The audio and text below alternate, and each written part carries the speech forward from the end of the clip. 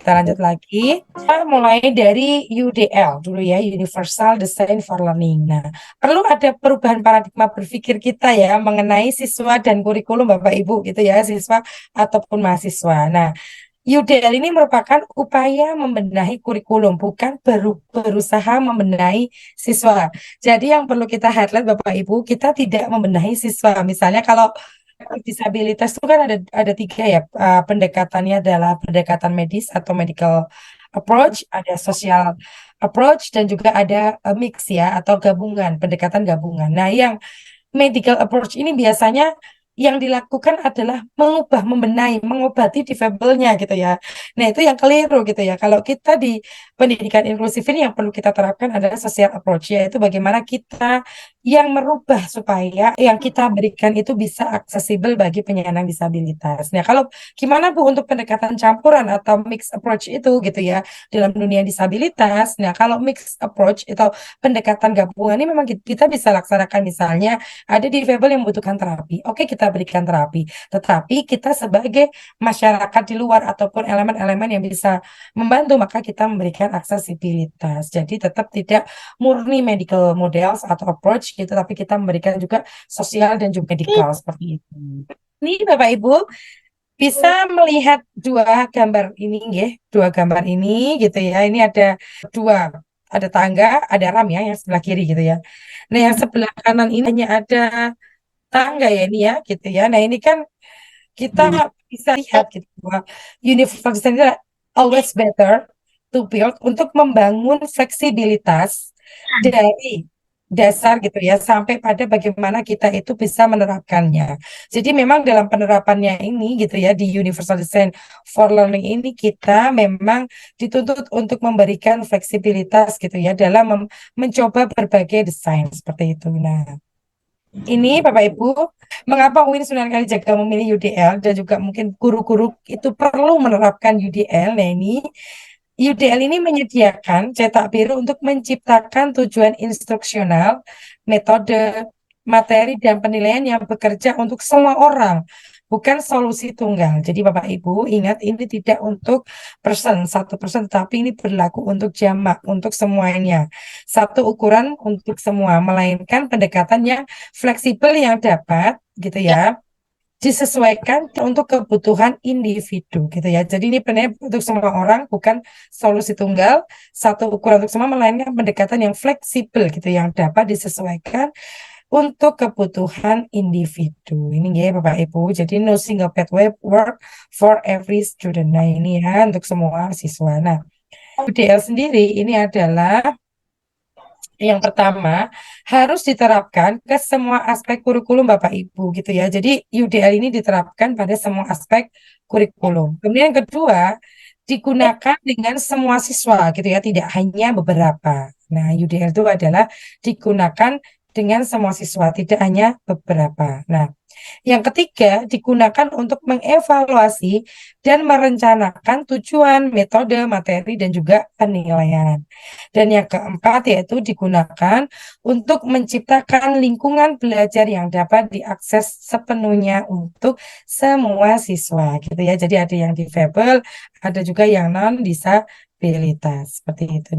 Nah, kemudian kita lanjut ya Bapak Ibu. Nah, setiap orang itu memiliki beberapa hambatan untuk belajar Bapak Ibu. Kalau kita refleksi pada diri kita sendiri ya, sebenarnya saya sendiri juga mempunyai beberapa hambatan gitu ya dalam belajar. Jadi sebenarnya kurikulum UDL ini tidak hanya menguntungkan siswa difabel, sebenarnya juga memberikan keuntungan pada siswa yang non disabilitas atau yang tidak penyandang disabilitas. Bapak Ibu kalau kita merefleksikan pada diri kita gitu ya, sebenarnya saya sendiri ini ada sesuatu yang menonjol gitu ya. Misalnya saya lebih menonjol pada analisis gitu ya. Tapi saya lemah pada menghafal gitu kan.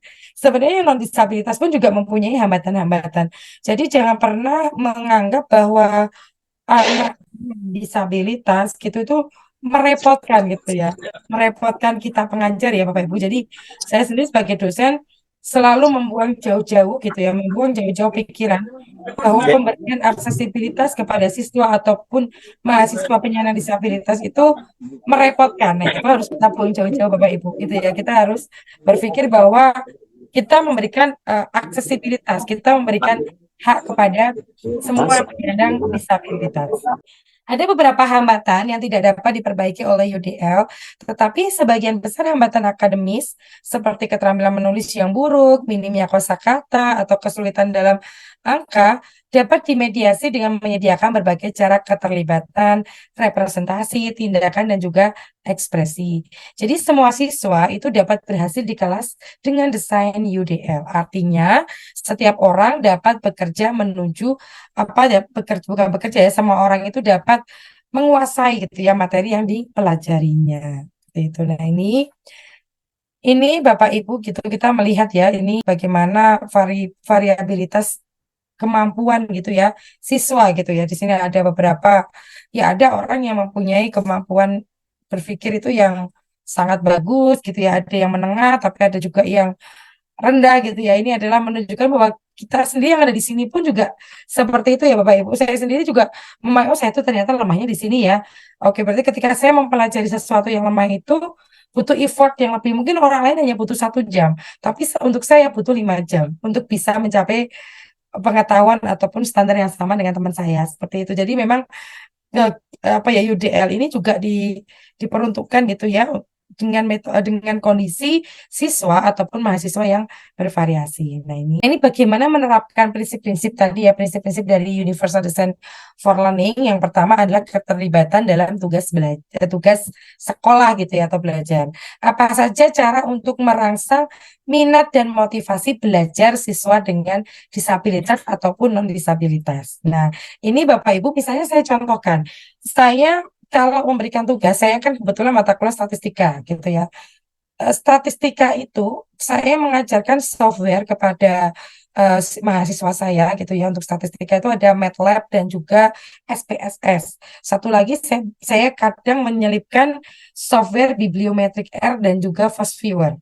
Nah, mahasiswa saya dengan penyandang disabilitas itu, mereka biasanya mendapatkan materi dari saya itu dalam bentuk PDF dan juga PPT yang bisa diakses dengan apa itu namanya pembaca layar karena biasanya komputer mereka ataupun HP mereka itu sudah terkoneksi dengan pembaca layar seperti itu. Nah, dari situ saya sampai ngecek apakah SPSS atau MATLAB itu bisa aksesibel, bisa dibaca dengan pembaca layar. Itu saya datangkan mahasiswa netra yang pinter JAWS gitu yang bisa yang biasanya mengajar di pusat layanan difabel, saya suruh nyoba. Ternyata software-software tersebut tidak aksesibel, tidak bisa dibaca dengan JAWS ataupun membaca layar. Akhirnya apa yang saya lakukan Bapak Ibu? Makanya saya kemudian memodifikasi tugas untuk penyandang disabilitas netra. Tidak bisa samakan dengan mahasiswa yang bisa melihat gitu ya. Jadi tugas khusus terkait yang menggunakan software maka saya ganti. Nah, kemudian dari situlah semua siswa itu bisa terlibat, tidak ada yang terdiskriminasi, tidak ada yang kemudian tidak berminat, tidak termotivasi untuk belajar gitu ya. Tetapi memang kita sebagai guru, sebagai dosen itu harus mempunyai cara gitu ya dan juga mempelajari Bapak Ibu. Jadi saya bisa membuat tugas buat si Arif yang netra itu karena saya panggil juga itu si Ajiwan, kemudian Akbar yang suka mengajar ya software membaca layar untuk saya minta mencoba gitu ya. Kira-kira software-software yang saya gunakan ini aksesibel atau enggak. Dan disitulah saya bisa memberikan yang sesuai dengan kebutuhan teman-teman penyandang disabilitas netra. Nah, kemudian yang kedua, Bapak Ibu, bagaimana menerapkan prinsip-prinsip panduan yaitu persepsi dan akses ke bahan ajar. Biasanya kan kalau dulu di SD, SMP, SMA kan ada misal kurikulum 13, KKNI, kurikulum Merdeka, itu kan semuanya ada panduannya Bapak Ibu ya. Nah, itu bisa atau ada bahan ajarnya. Nah, itu Bapak Ibu bisa membuat berbagai cara yang berbeda untuk menyajikan informasi dan konten dari bahan ajar tersebut. Misalnya, dengan disabilitas tuli mempunyai hambatan pendengaran dan juga memahami kalimat-kalimat yang sulit. Tuli itu biasanya akan lebih mudah memahami apa pembelajaran dalam bentuk gambar, gitu ya. Nah, dari situ maka oh ya udahlah kalau untuk yang siswa tuli maka akan banyak disajikan dalam bentuk gambar ataupun bagan. Kalau untuk netra karena mendengar dan juga kosakata tidak masalah, maka hanya tinggal apa Bapak Ibu men-scan. men-scan atau membrailerkan buku ajar yang ada di sekolah. Kalau membrailkan itu kan mahal sekali ya Bapak Ibu ya. Saya sendiri di UIN juga belum punya mesin braille. Itu sangat mahal sekali, makanya kita lakukan adalah melakukan scan bahan ajar, kemudian mereka baca lewat HP ataupun lewat laptop. Kemudian yang ketiga adalah ekspresi dan tindakan dalam belajar. Nah, apa saja cara untuk memvariasikan cara mahasiswa mengungkapkan apa yang mereka ketahui. Nah, ini yang disesuaikan ya Pak Ibu dengan ragam disabilitasnya. Misalnya kalau yang netra ya dengan cara presentasi, dengan cara memaksimalkan pendengaran dan juga verbalnya. Tetapi untuk tuli berarti kalau presentasi harus menggunakan bahasa isyarat atau dibantu oleh teman-teman yang bisa mengungkapkan secara verbal. Seperti itu. Kalau daksa saya pikir tidak banyak hambatan. Gitu ya, daksa itu yang penting adalah aksesibilitas ruang belajar. Misalnya kalau belum ada lift, belum ada RAM, ya berarti harus disediakan RAM. Kalau lift kan mahal ya Bapak Ibu ya, jadi Eh, kalau ada kelas di atas, berarti tinggal memindah saja ke khusus kelas untuk penyandang disabilitas, itu maka kelasnya di bawah atau di lantai satu. Itu Bapak Ibu, ini yang terkait dengan menerapkan prinsip-prinsip dari panduan. Nah,